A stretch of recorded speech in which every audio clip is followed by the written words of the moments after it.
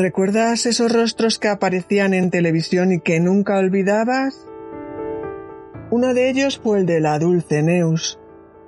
Era de esas personas a las que recuerdas aunque hayan pasado 40 años. Yo era una niña cuando empecé a ver a aquella mujer en televisión. La llamaban la Dulce Neus y nunca entendí ese apodo. Porque cada vez que aparecía en la pantalla, yo tenía la sensación de que el aire se volvía un poco más frío. Hoy quiero contarte su historia. En la España de 1981, el nombre de Neus Soldevila era sinónimo de orden, clase alta y una familia numerosa impecable. Pero en la intimidad del hogar, la realidad estaba llena de miedo y manipulación. Esta no es solo la historia de un asesinato, es la historia de cómo una madre convenció a sus hijos de que acabar con una vida era un acto de amor. Joan Vila Carbonell era un industrial textil catalán, miembro de Fuerza Nueva, pero sin cargo relevante. Tenía fama de hombre de orden y también, según su familia, de tirano doméstico. Según las crónicas de la época, hacía trabajar a sus hijos como peones en su empresa y racaneaba el dinero a su mujer, quien se metía en gastos y negocios que la hacían tener cada vez más pufos, solo por mostrar ante los demás estatus de dama de alta sociedad. Todo por aparentar. Todo parecía apuntar a un padre autoritario y a una familia que vivía en una sumisión absoluta. Neus describió un infierno de maltratos y humillaciones. Pero, ¿era la víctima buscando salida o la estratega diseñando un golpe final? No quedó demasiado esclarecido en su día. Unos veían al padre como un cruel maltratador que se merecía el final que tuvo. Otros no lo tenían tan claro, sobre todo cuando la policía descubrió que existía un seguro de vida a nombre del difunto. Lo único que parecía cierto era que aquella familia vivía en una situación insostenible. El 28 de junio de 1981 fue el día elegido. El silencio de su casa de vacaciones en Esplús, Huesca, se rompió con un disparo en la nuca mientras Joan Vila dormía la siesta. No fue un sicario externo.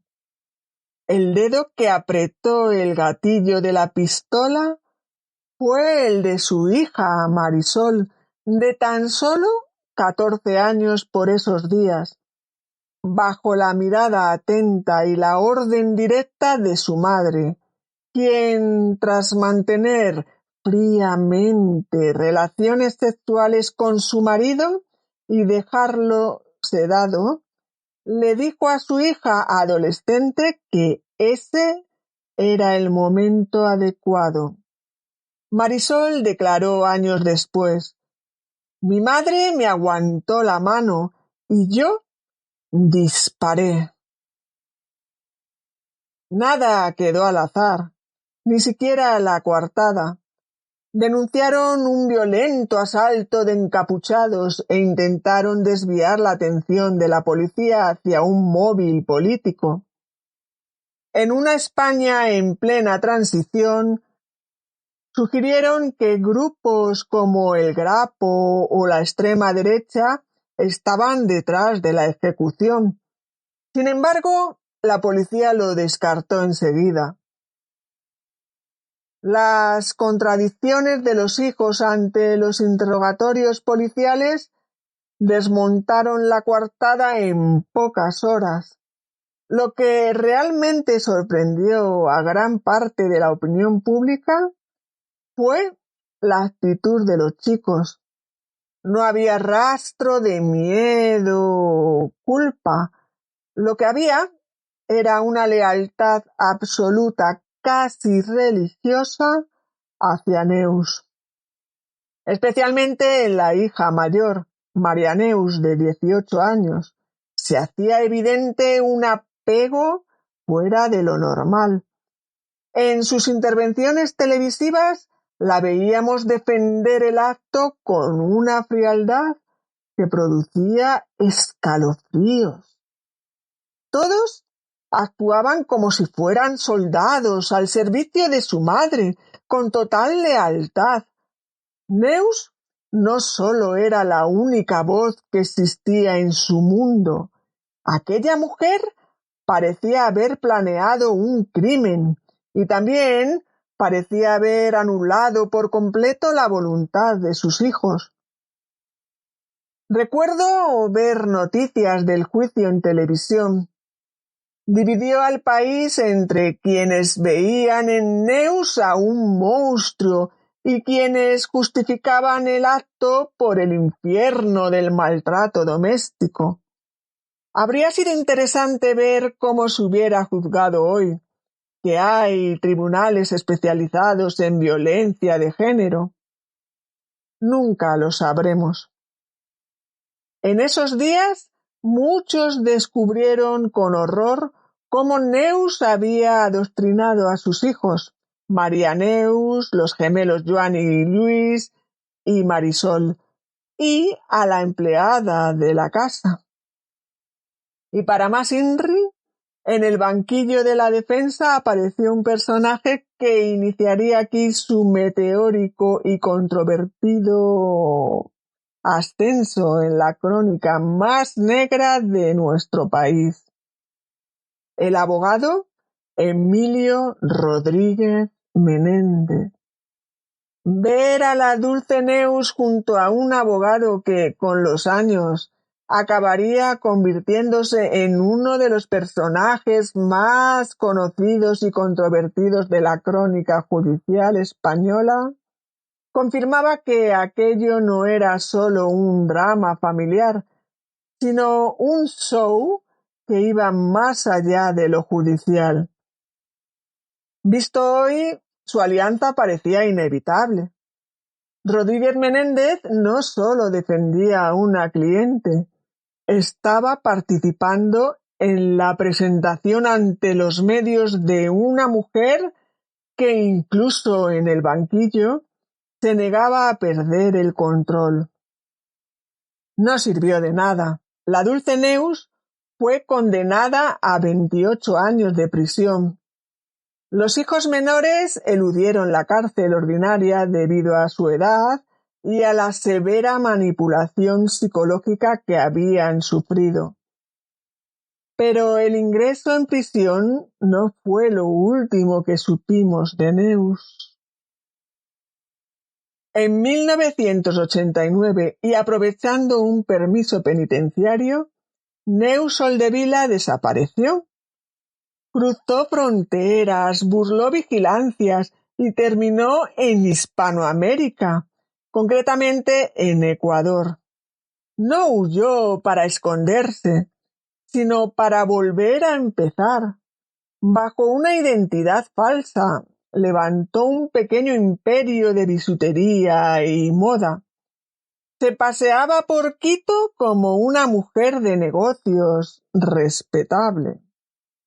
Lo más curioso era que su único camuflaje fue un tinte moreno que endureció más si cabe sus facciones.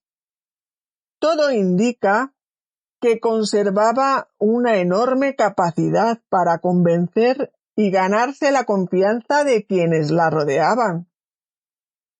Y esta huida demostró que aun en circunstancias adversas, ella era capaz de reinventarse a sí misma y engañar a los demás. Fue necesaria una operación internacional para localizar a la empresaria y devolverla a España. Años más tarde, tras saldar su deuda por el crimen de su esposo y prescribir su fuga, su nombre volvió a aparecer en los juzgados, esta vez en forma de estafa piramidal. Neus tenía una gran capacidad de persuasión, según quienes la conocieron. Incluso tras su detención en Quito, no perdió la compostura. En sus estancias en prisión no fue una presa más, fue la líder, la que organizaba, la que mandaba, y su imagen fría y distante era como su marca de la casa en los medios. Al recuperar la libertad definitiva y quedar libre de cargos, Neus intentó reescribir su historia. Volvió a casarse y llegó a publicar algunos libros basados en sus memorias entre rejas, tratando de dar su última versión del mito. Con los años, la lealtad que profesaban los hijos a Neus acabó desapareciendo, y de forma definitiva. Una vez fuera del control de su madre, los 6 hijos perdieron todo contacto con ella y buscaron refugio en el anonimato, intentando reconstruir sus vidas. El diario El País recogía en 2012 que Neus ya no tenía noticias de ninguno de ellos. Marisol, aquella niña de 14 años que apretó el gatillo, le reprochaba haberle hecho creer que su padre era un monstruo. No se sabe por qué, pero Neus Soldevila pasó sus últimos años sin contacto con ninguno de sus 6 hijos. Incluso rechazó aparecer en los miles de documentales y podcasts que revivían su historia. Murió en 2021, llevándose consigo la última verdad de lo que ocurrió aquel verano en Splús. Pero su historia sigue causando el mismo interés, siguen teniendo los mismos interrogantes. Hay quien sigue pensando que Neus fue una mujer desesperada. Otros creen que fue una manipuladora extraordinaria. Yo no puedo saber todo lo que ocurrió entre aquellas 4 paredes, pero si hay algo que tengo claro. Ningún padre debería convertir a sus hijos en víctimas y ninguna madre debería convertirlos en instrumentos. Porque cuando un niño carga con una decisión así, deja de ser niño para siempre.